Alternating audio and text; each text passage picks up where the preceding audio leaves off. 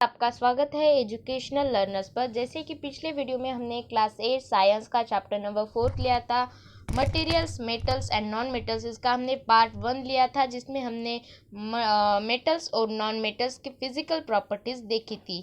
जैसे कि मेटल्स जो है वो मेलेबल होते हैं, डक्टाइल होते हैं, सोनरस होते हैं, हार्ड, लस्टरस। ये सब फिजिकल प्रॉपर्टीज़ जो है हमने पार्ट 1 में कवर की थी। तो आज के इस वीडियो में हम लेने वाले हैं the chemical properties of metals and non metals. तो चलिए शुरू करते हैं हमारा ये टॉपिक। और इस टॉपिक में हम जो है मेटल और नॉन मेटल की रिएक्शंस देखने वाले हैं। सबसे पहले रिएक्शन आती है ऑक्सीजन की।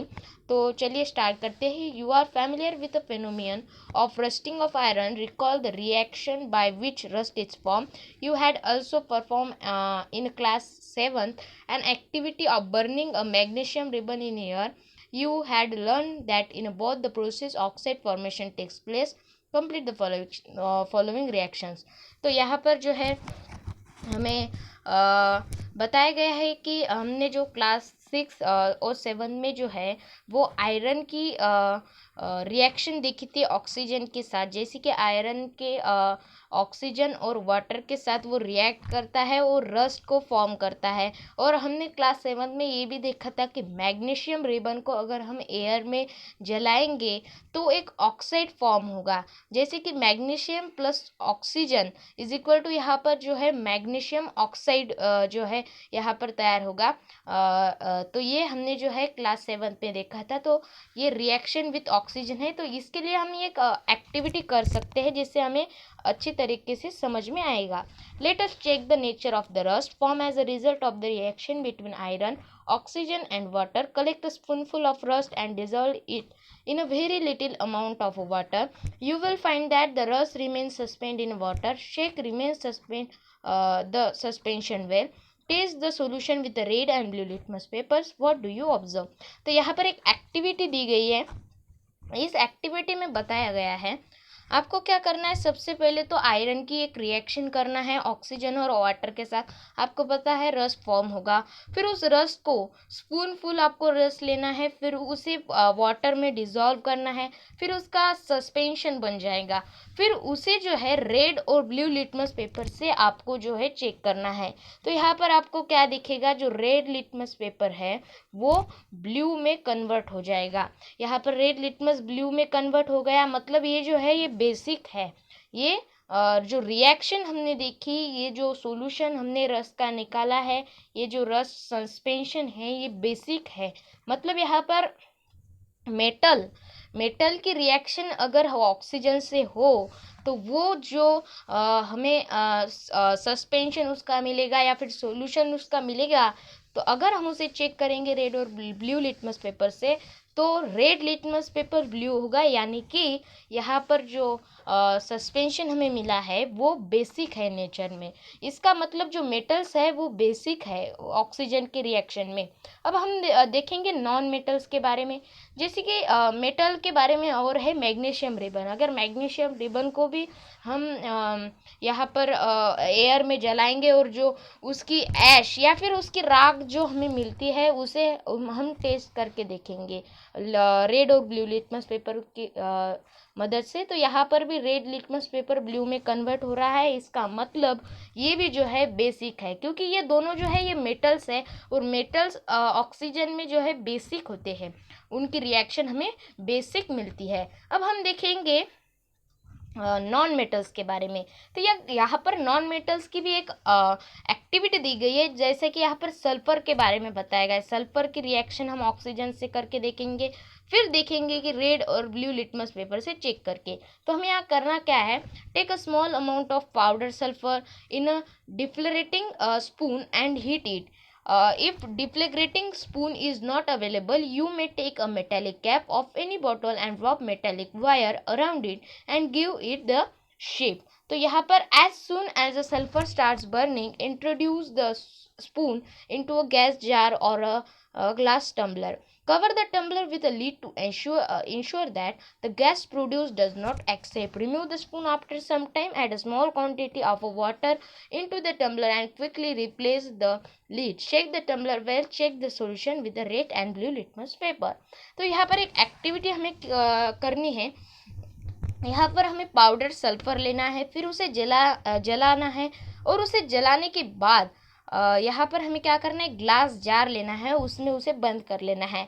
फिर जो हमें मिलेगा, जो सॉल्यूशन हमें मिलेगा, उसे हमें रेड और ब्लू लिटमस पेपर से चेक करना है।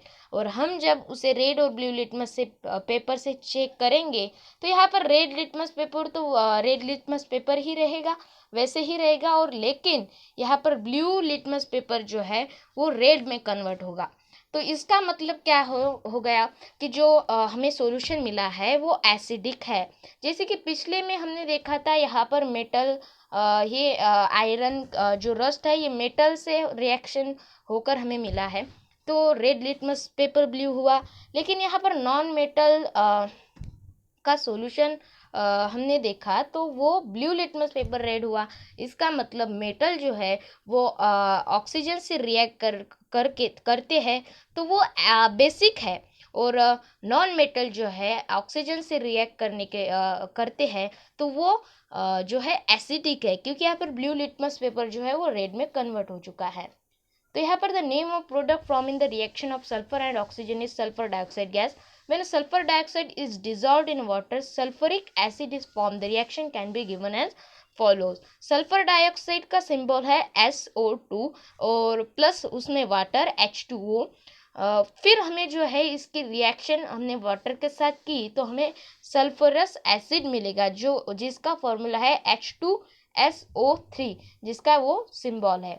अब यहाँ पर हमने रिएक्शन विद ऑक्सीजन देख लिया कि ऑक्सीजन में मेटल जो है वो एसिडिक होते हैं, उनकी रिएक्शन मेटल जो है वो बेसिक होते हैं उनकी रिएक्शन, और नॉन मेटल जो है वो एसिडिक। तो यहाँ पर हम अब रिएक्शन विद वाटर देखेंगे, वाटर की रिएक्शन देखेंगे। Let us see how metals and non metals react with water. तो इससे पहले जो है हमें यहाँ पर सोडियम मेटल के बारे में बताया गया है, तो हम उसे पढ़ लेंगे एक बार। Sodium metal is very reactive, it reacts vigorously with oxygen and water. A lot of heat is generated in the reaction. It is therefore stored in kerosene. तो यहाँ पर देखिए, जो सोडियम नाम का एक मेटल है वो बहुत रिएक्टिव होता है वाटर के साथ। अगर आप उसमें वाटर मतलब उसे वाटर में डालेंगे तो वहाँ पर जो है पॉप साउंड होगा, बहुत सारी हीट जो है वहाँ पर प्रोड्यूस होगी। इसलिए उस सोडियम मेटल को जो है केरोसिन में रखा जाता है, क्योंकि अगर वो पानी में गया या फिर ऑक्सीजन और पानी का कनेक्शन उसे मिला तो वो जो है हीट प्रोड्यूस करेगा, बहुत सारी हीट वहाँ पर जनरेट हो जाएगी और उससे जो है वो घातक हो सकता है। तो इसलिए यहाँ पर एक एक्टिविटी दी गई है जो सोडियम मेटल पर ही है। ये एक्टिविटी करने के लिए बहुत सावधानी जो है बरतनी पड़ती है। यहाँ पर बताया गया है, take a 250 ml beaker or glass tumbler, fill half with water. Now carefully cut a small piece of sodium metal, dry it using filter paper and wrap it in a small piece of a cotton.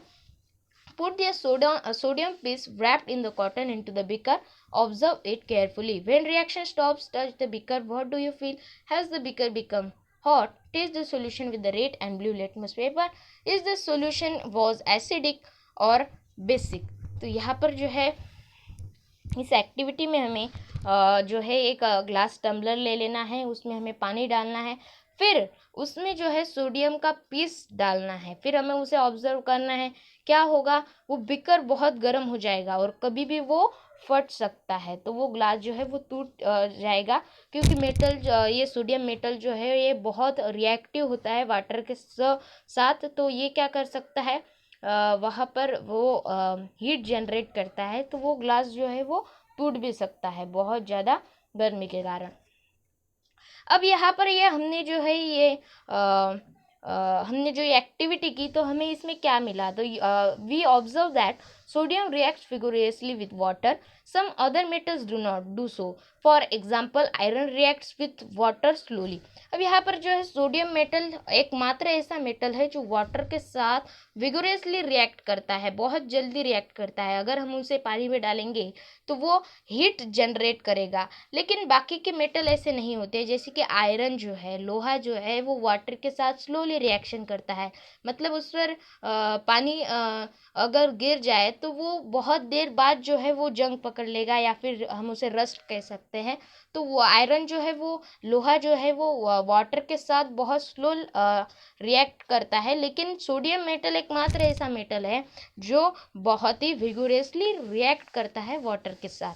Generally non metals do not react with water, though they may be very reactive in air. Such non-metals are stored in water. For example, phosphorus is very reactive non-metal. It catches the fires if exposed to air. To prevent the contact of phosphorus with atmospheric oxygen, it is stored in water. तो यहाँ पर जो है हमने देखा कि किस प्रकार मेटल जो है वो वाटर के साथ रिएक्ट करते हैं, लेकिन नॉन मेटल वाटर के साथ रिएक्ट नहीं करते। लेकिन नॉन मेटल जो है वो एयर के साथ रिएक्ट करते हैं।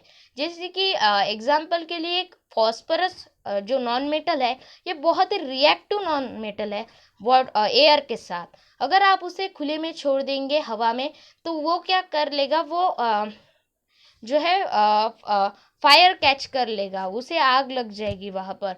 इसलिए जो फॉस्फोरस है उसे पानी में रखा जाता है। अब यहाँ पर हमने एक मेटल देखा जो है सोडियम, जो पानी में आग पकड़ सकता है या फिर गर्म हो सकता है। और एक नॉन मेटल देखा फॉस्फोरस, जो बाहर अगर हम उसे रखेंगे तो बाहर वो जो है फायर कैच कर सकता है या फिर उसे आग लग सकती है।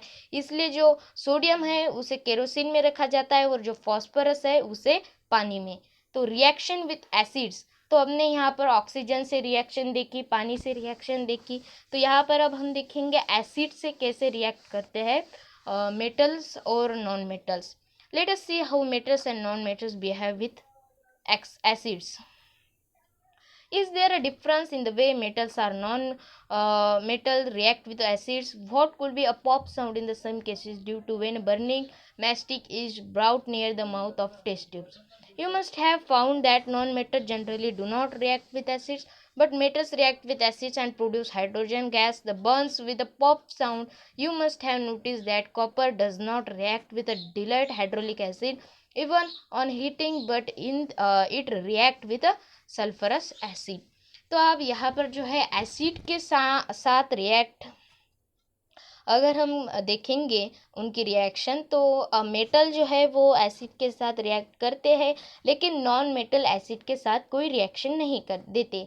तो मेटल जो है वो क्या करते हैं, हाइड्रोजन गैस जो प्रोड्यूस करते हैं एसिड के साथ। अगर वे रिएक्शन करेंगे तो वो हाइड्रोजन गैस प्रोड्यूस करते हैं, और कभी कभी पॉप साउंड हमें उनमें दिखाई पड़ेगा, वो बर्न हो जाएंगे।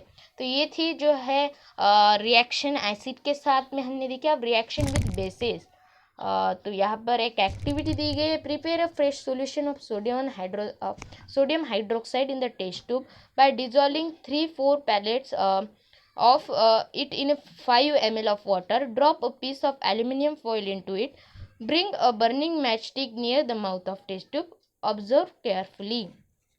अब आपको यहाँ पर क्या करना है, आपको एक सोडियम हाइड्रोक्साइड जो है वो उसे ले लेना है, उसे डिज़ोल्व करना है वाटर में।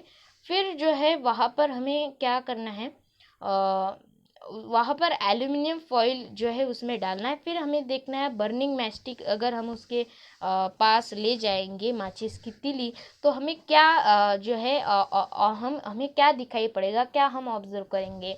What does the pop sound indicate? As before the pop sound indicate the presence of hydrogen gas. तो यहाँ पर जो है अगर हम वहाँ पर माचिस की तीली ले जाएंगे तो वहाँ पर एक पॉप साउंड जैसा हमें सुनाई देगा। तो वो जो है वो हाइड्रोजन गैस की वजह से वहाँ पर वो साउंड जो है प्रोड्यूस हुआ है। तो यहाँ पर डिस्प्लेसमेंट रिएक्शन, अब हमने जो है सभी रिएक्शन देख ली, और वाटर के साथ देख ली, और ऑक्सीजन के साथ, एयर, एसिड और बेस, सभी से हमने रिएक्शन देख लिया। अब डिस्प्लेसमेंट रिएक्शन क्या है हम इसे पढ़ लेंगे। Recall the activity of the reaction between copper sulfate and iron that you performed in class 7. Let us observe some more reaction of that kind. अब यहाँ पर जो है एक एक्टिविटी दी गई है. Take a 500 ml beakers and label them A, B, C, D and E. Take about 50 ml of water in each beaker. Dissolve in each beaker a teaspoon of each substance as indicate. Keep the baker. तो यहाँ पर जो है हमें एक activity दी गई है. जैसे कि हमने 5 बेकर ले लिए और उसमें जो है बेकर ए में हमने कॉपर सल्फेट और उसमें जिंक मिला दिया. फिर बेकर बी में हमने कॉपर सल्फेट और आयरन नेल. बेकर सी में हमने जिंक सल्फेट और कॉपर टर्निंग्स. बेकर डी में आयरन सल्फेट और कॉपर टर्निंग्स. और बेकर ई में हमने जिंक सल्फेट के साथ आयरन नेल को हमें वहाँ पर डाल दिया है. तो हमें क्या देखने को मिलेगा. What changes do you observe in the various beakers? You have read that metals displace another metal from its compound and you aqueous solution. In beaker A, zinc replace copper from copper sulfate CuSO4. That is why the blue color of copper sulfate disappear and powdery red mass of copper is deposited at the bottom of the beaker. The reaction can be represented as follows. तो अब हमने जो है ये beaker ले लिए. फिर हमें क्या दिखाई मिलेगा उस बीकर ए में. तो जिंक सल्फेट जो सबसे पहले डिस्प्लेसमेंट रिएक्शन मतलब एक जो मेटल है वो दूसरे मेटल को उससे एक्वस सॉल्यूशन से जो है डिस्प्लेस कर लेता है. उसे हम डिस्प्लेसमेंट रिएक्शन कहते हैं. बीकर ए में आपने देखा जिंक उसमें जिंक है. वो जिंक क्या करता है कॉपर को डिस्प्लेस करता है क्योंकि कॉपर से जो है जिंक जो है वेरी रिएक्टिव मेटल है. कॉपर से वो ज़्यादा रिएक्शन दिखाता है किसी चीज़ पर. तो जिंक जो है बहुत रिएक्टिव होता है कॉपर से. तो यहाँ पर जो है जिंक ने कॉपर को जो है डिस्प्लेस कर दिया. मतलब जो है कॉपर सल्फेट को यहाँ पर क्या कर दिया कॉपर सल्फेट को जिंक ने जो है जिंक सल्फेट में बदल लिया. जैसे कि यहाँ पर देख सकते हैं आप. यहाँ पर सबसे पहले कॉपर सल्फेट में हमने जिंक मिलाया है. कॉपर सल्फेट में हमने जिंक मिलाया मतलब CuSO4 प्लस Zn. लेकिन उसे डिस्प्लेस कर दिया जिंक ने. तो हमें क्या मिला. हमें मिला जिंक सल्फेट. पहले कॉपर सल्फेट था लेकिन उसके जगह हमें मिला जिंक सल्फेट क्योंकि जिंक ने क्या कर दिया इसके ऑक्साइड को डिस्प्लेस कर दिया. फिर कॉपर जो है वो अकेला रह गया. पहले उसके साथ ऑक्साइड था सल्फेट CuSO4 लेकिन जिंक ने जब उसे डिस्प्लेस किया तो वो हो गया ZnSO4. तो यहाँ पर जो है ये डिस्प्लेसमेंट रिएक्शन यहाँ पर हमने देख ली है. अब यहाँ पर लास्ट टॉपिक हमारा आता है uses of metals and non-metals. You should be able to guess why metals are used in making machinery, automobiles, aeroplanes, trains, satellites, industrial gadgets, cooking utensils, water boilers, etc. You are also familiar with the use of some non-metals. Here are some interesting ones. We are sure that you will guess them right. तो यहाँ पर जो है uses बताए गए हैं non metals और metals की. हमारे दैनंदिन जीवन में उनकी क्या यूजेस है, उनके हमारे लिए क्या फ़ायदे हैं यहाँ पर बताए गए हैं. जैसे कि मेटल्स जो है वो मशीनरी में हमारे यहाँ यूज़ किए जाते हैं. ऑटोमोबाइल्स, एरोप्लेन्स में, ट्रेन्स में, सैटेलाइट्स में बहुत सारे ऐसे जो साधन हैं हमारे वो मेटल और नॉन मेटल से बने होते हैं. तो यहाँ पर जो है नॉन मेटल और मेटल के यूज़ बताए गए. हमने मेटल्स के यूज़ देख लिए कि उसमें वो मशीनरी में यूज़ किए जाते हैं, ऑटोमोबाइल्स में. अब नॉन मेटल्स के क्या यूज़ है. Non metals is essential for our life which all living beings inhale during breathing. अब नॉन मेटल्स जो है उससे हमारी जीविका चल रही है. हम जो ब्रीथ कर रहे हैं हम इस एनवायरनमेंट में जो सांसें ले रहे हैं ये नॉन मेटल उसके लिए इसेंशियल है. Non metal use in a fertiliser to enhance the growth of plant. जो नॉन मेटल्स है वो फर्टिलाइज़र में यूज़ किए जाते हैं. वहाँ पर पौधे की अच्छी ग्रोथ के लिए नॉन मेटल का यूज़ होता है. फर्टिलाइज़र में नॉन मेटल को डाला जाता है. Non metal is use in purification of water. अब वाटर को प्योरीफाइड करने के लिए नॉन मेटल का यूज़ किया जाता है। Non metal use in the purple colour solution which we apply on wound as an antiseptic. तो यहाँ पर जो है नॉन मेटल जो है पर्पल कलर सोल्यूशन, मतलब जो हम आयोडीन हमारे घर में जो अगर हमें कुछ लग गया है तो हम उसे लगाते हैं, तो वो सॉल्यूशन में भी जो है नॉन मेटल का यूज़ किया जाता है।